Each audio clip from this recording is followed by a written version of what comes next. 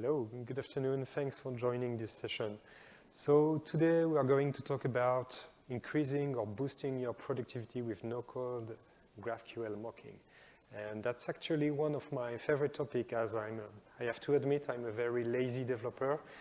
And above all, I hate when I have to throw away code because of late changes in a project. So I wanted to share with you my tips and tricks to avoid waste of time, to avoid frustration.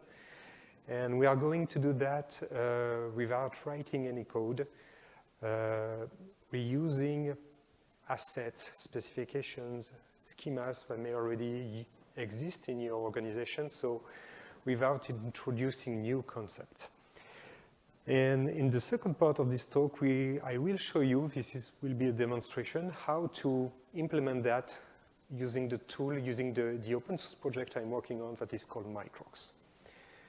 Just before starting, I wanted to have a very quick refresher on this concept of API and specifically about the I of API.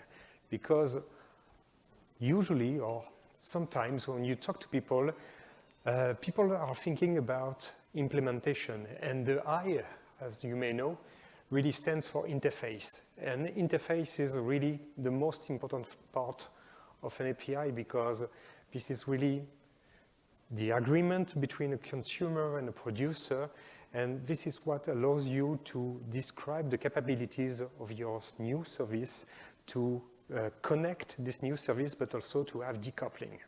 And when we are talking about decoupling, we also think most of the time about runtime decoupling. That means that if I have this analogy, you can plug in and out your device to any socket as soon as it provides the power and voltage of the specifications, that's okay. But we tend to think that this interface can also be used at build time. Okay? You don't have, if you build a new device, you don't have to have this device plugged in the socket to actually build it, okay? Because you already know what kind of power, what kind of voltage will be supplied later on. So mocking is really about leveraging interfaces so that you can achieve the maximum benefits of decoupling, having decoupling at runtime, but also at build time. Let me say a few words about me. So basically, I'm an open source fanboy. I'm one of the founders of this Microcks open source project. And until recently, I was a cloud native architect. Mainly in financial services. I used to work for insurance companies. And then I pursued my career at vendors like Red Hat or Google. And I have a strong background in API program design and deployment. Including the underlying infrastructure, so whether based on Kubernetes or on the cloud solution, cloud provider solution. On the personal level, I'm a dad, I'm a gardener, but also a pastry lover, obviously. So until the beginning of this year, I had the chance to work full-time on this project called Microcks, and Microcks is a cloud-native tool fully dedicated to API mocking and testing. Just before this summer, we entered the Cloud Native Computing Foundation, so we are now a CNCF sandbox project, and we are working to welcome new contributors to the project and to set up the full open governance around the project.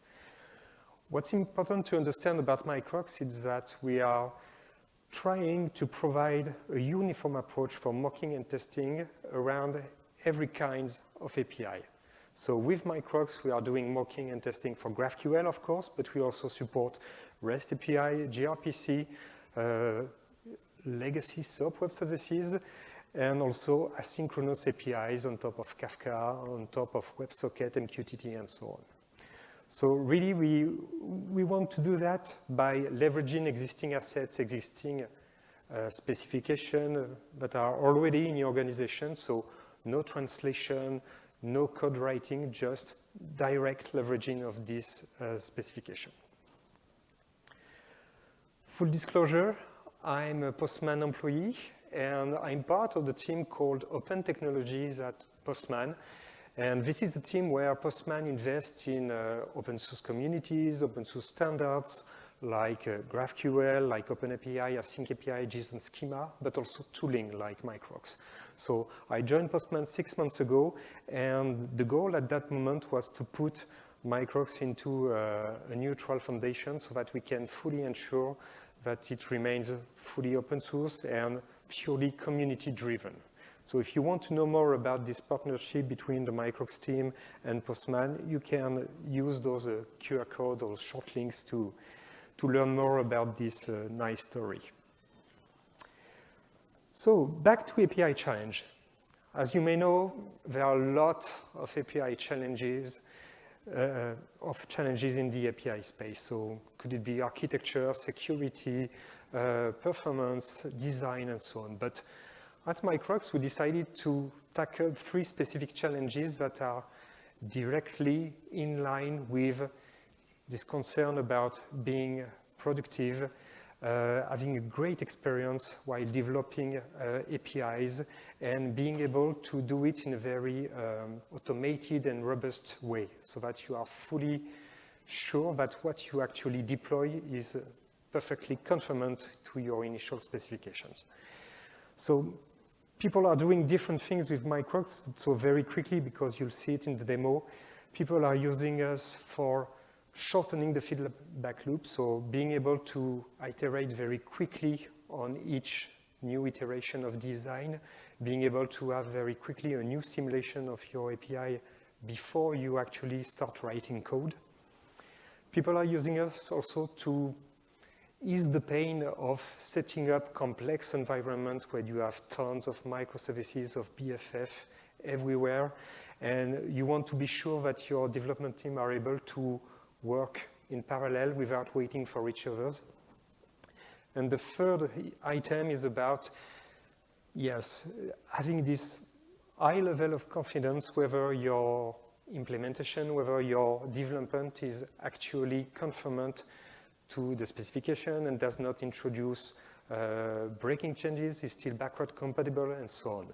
So you see that in those 3 topics, the interface, the contracts, have great importance. So contracts are not new things. They are there for many, many, many years. Maybe something in this room remind the good old times of WSDL and XSD. No, I am the older one in this room. Okay, but luckily we are shifting to more lightweight, more agile form of contracts.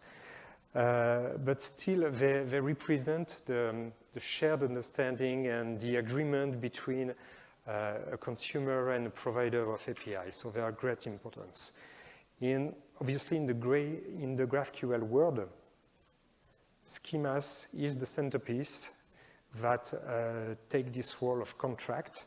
And schemas allow you to define your object, to define the depth of the graph, to define the different properties, the different types, and so on. So it really provides the consumer a catalog that can be used to pick and choose the data it actually needs. So spending time of having a clear schema, a well-documented schema is very important for the shared understanding also, but also for the tooling that you may plug onto the schema to being able to provide simulation and conformance testing. Aside the contract, we also do think that one thing that is of great importance are the examples that are the companion on this contract. And when we talk about examples, we don't talk about randomly generated examples because they have low, very, very poor value, but we are talking about real-life examples that really are the best way, in our opinion, to convey the business intent of your API. So where they are really well-crafted, this example can be assembled together, and they can be used to build, an executable data set that can be later on reused to provide simulation, to provide mocking, and that can also be used for auto-generating some kind of test suite for your API. Unfortunately, in the GraphQL world, we don't have a standard specification for example. What's interesting to observe is that some other specifications like Async API, like Open API, have integrated this concept of example within their core specification. So it can be really the same document that all the contract stuff plus all the things related to these real business life examples. But for GraphQL, we have to apply another strategy. And this is typically what we are applying with microx. So typically, you have to rely on a different strategy that includes different kinds of artifacts. So you don't rely on a single artifact to build your own source of truth, but you have the ability to complement each other, to assemble them together so that you have a full understanding and a full documentation of your API. So typically in the GraphQL world, we'll use the schema as a primary artifact that will define the structure of your API, the operation, the metadata, the different types, and so on. And we will be able to complement this vision with additional artifacts, secondary ones like Postman collection, for example, but also if it's an existing API, real-world traffic recording. And you'll see in a few minutes if everything else okay regarding the demo with AI-generated samples for your API.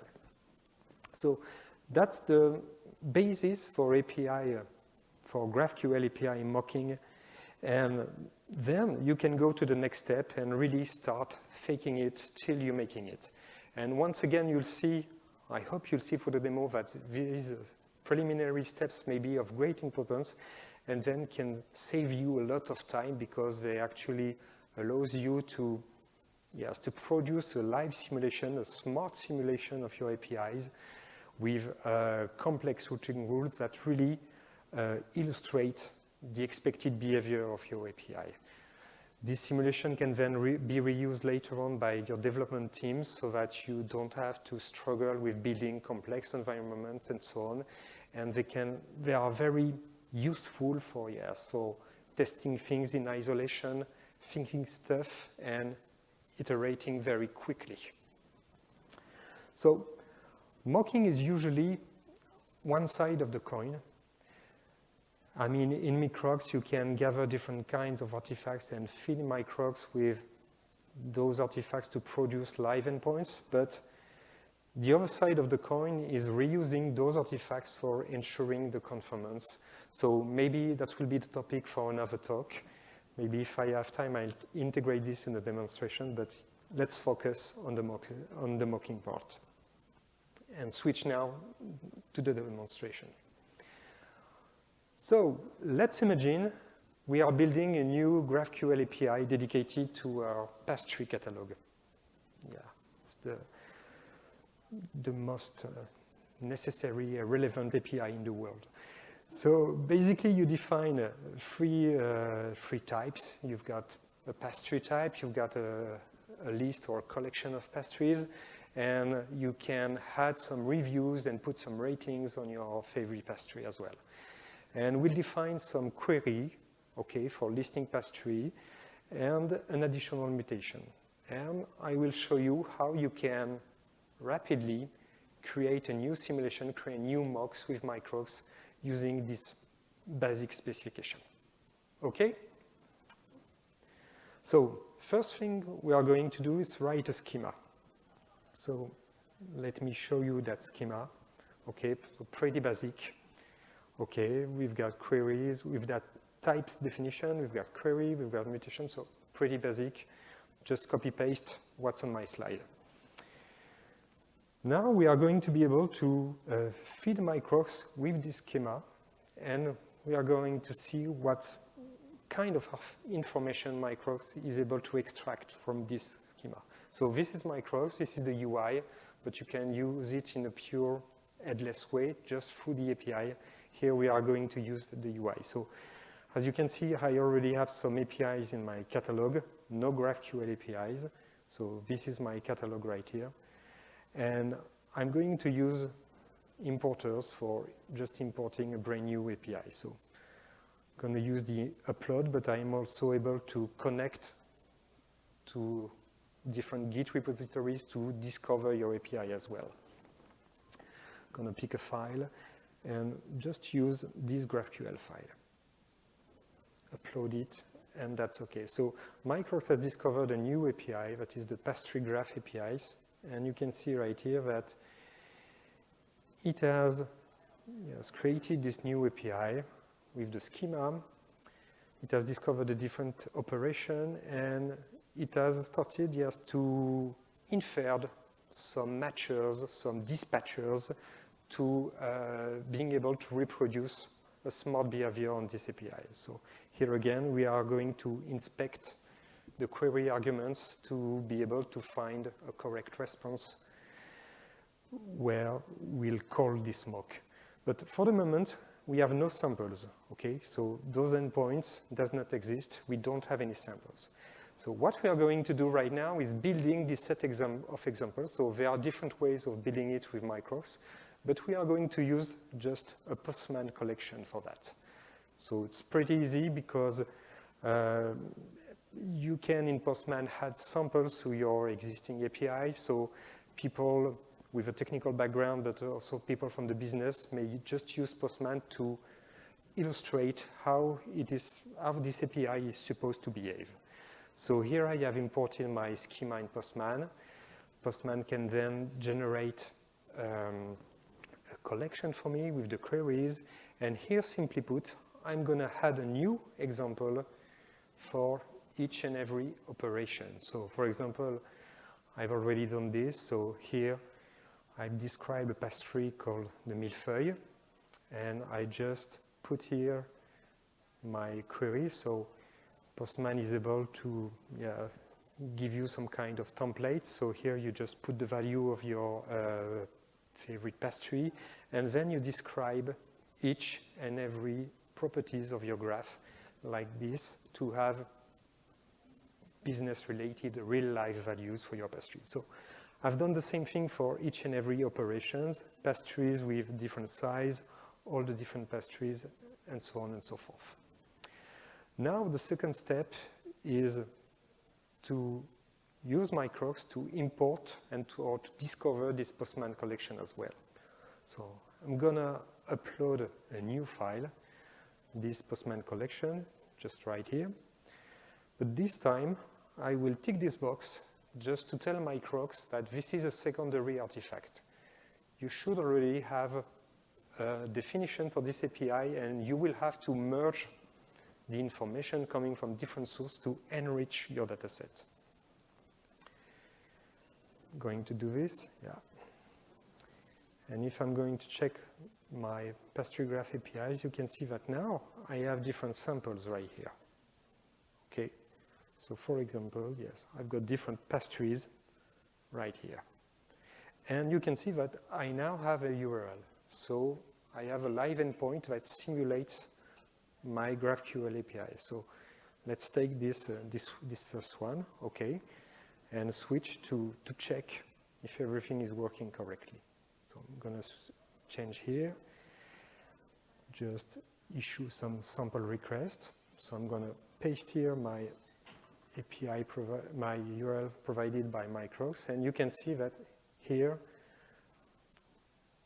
yes, I have a first response. So basically, I've mocked this all pastry operation.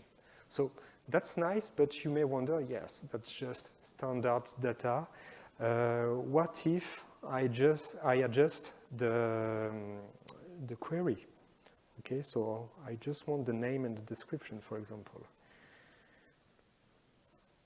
Hitting the send button once again, and you'll see that the response I get is quite different, because Microcks is not just a static mock engine, it's quite a smart mock engine, so we are able to understand the different semantics of the different protocols to have something that is really, let's say, the most representative possible. Okay, so now let's check what if we want to query the pastries using a size. Okay.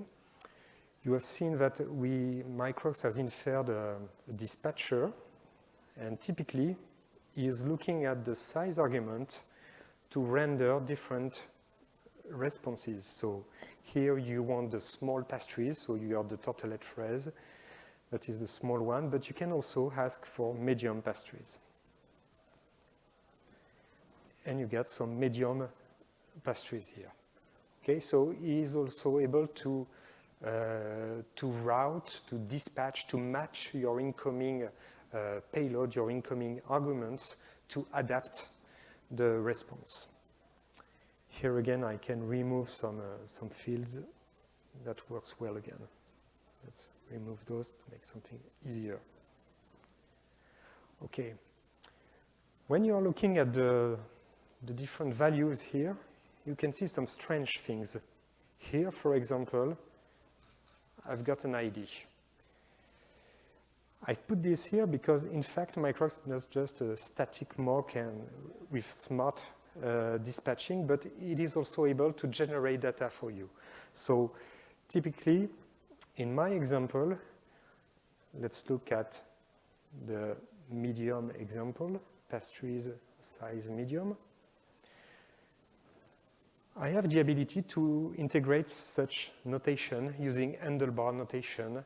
And so I can ask Microcks to generate fake data for me. So it could be UID, it could be random first name, last name, address, email, whatever. But you can also reuse incoming data to have a response that is directly related to the incoming data. So here, typically, I have reused the size that was coming as variable in my GraphQL query to make a response that is more adapted to the context. So in that way, you really have the ability to build smart mocks. And the nice thing also, did not put the emphasis of that, is that what you have here is a mock that is invoked over HTTP. So this is not dependent of your technology stack. So you can reuse this mock whether you're developing using Node.js, using Go, using Java, whatever. This is not dependent your technology stack. Okay, maybe one latest one to show you that we are able to understand, yes, many advanced semantics of GraphQL. So for example, you may define different pastries with different query arguments here with fragments. We are also able to handle that on the Microcks side and to adapt the query, the response regarding your query. Okay, so for the moment, we've described anything in the Postman collection, but that's not the only way to get additional samples in Microcks.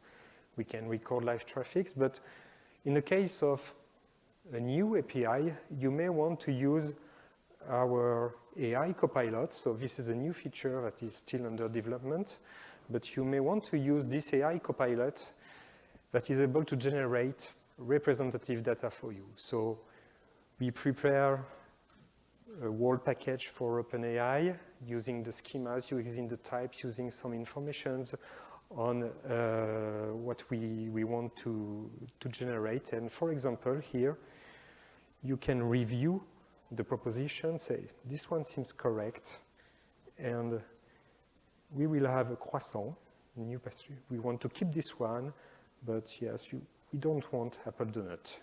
We don't like apple donut.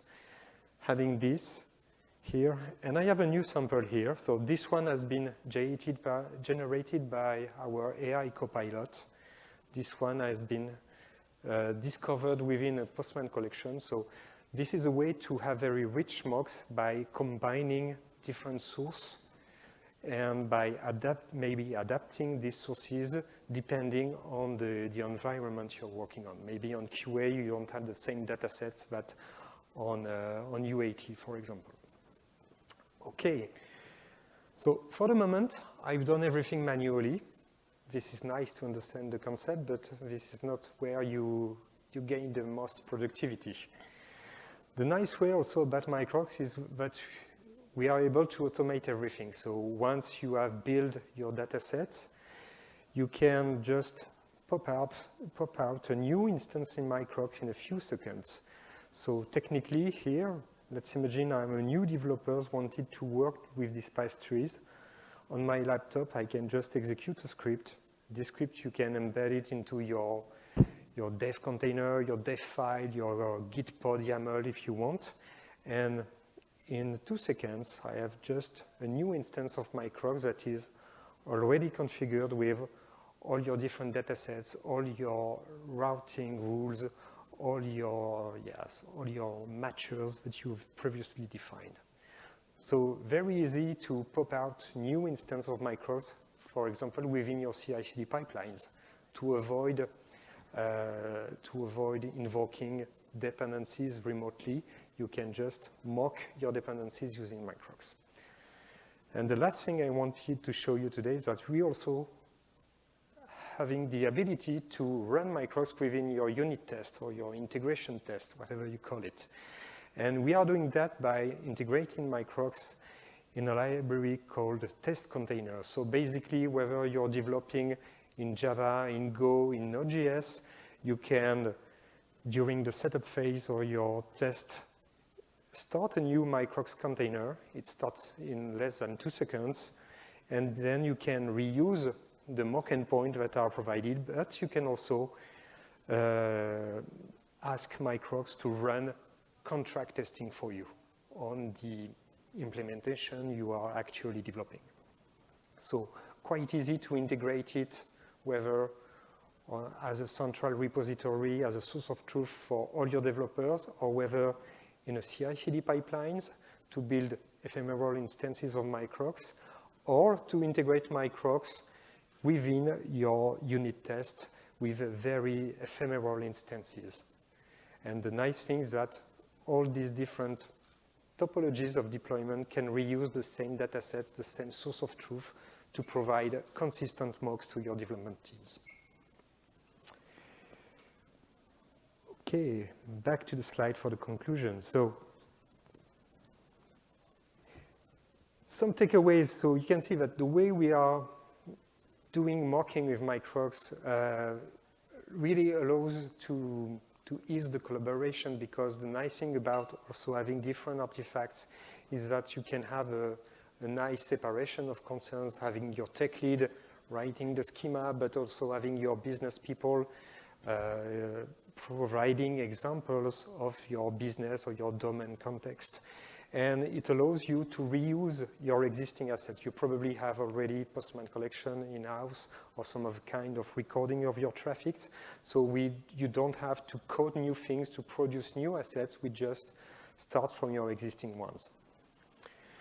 Obviously, this allows you to foster innovation, to have rapid feedbacks, to test new things, to integrate new stuff in your schema, and have updated mocks in a second. The nice thing is that we are doing that, and we have the same approach, the same way of doing things, whatever your API. So if you have already existing REST APIs in-house or using gRPC, you can have the same way of doing things, whatever your API. And everything, as I said before, can be integrated on your developer laptop as a central instance that is deployed on your Kubernetes cluster, for example, or can be fully integrated within your CI/CD pipeline. We provide some different integrations with GitHub Actions, with Tekton, with GitLab pipelines to make things very easy. Just to illustrate our polyglotism in terms of API spec, this is all the specs we are covering so far with all these different protocols. So up to 8 different protocols on the async API spec. And just a final note, remember, we are an open source project, so fully dedicated to and fully driven by the community. So do not hesitate to connect, to say hi on Zulip, to say hi on Twitter. You can try it out easily. And if you like it, distribute some stars. And yes, just hang out with the community to try to contribute. Thanks a lot.